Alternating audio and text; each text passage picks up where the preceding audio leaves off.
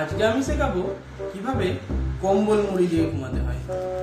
শীতকালে অনেকেই কম্বল মুড়ি দিয়ে ঘুমাতে খুব ভালোবাসে, কিন্তু তোমরা যারা জানো না কিভাবে কম্বল মুড়ি দিয়ে ঘুমাতে হয়, আজকের ভিডিও তাদের জন্য।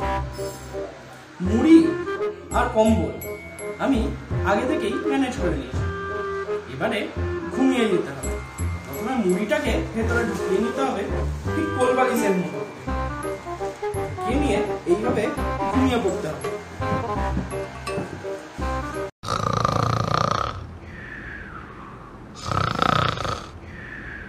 তোমরা যারা জানতে না কিভাবে কম্বল মুড়ি দিয়ে ঘুমাতে হয়, আজকের ভিডিও শুধুমাত্র তাদের জন্য।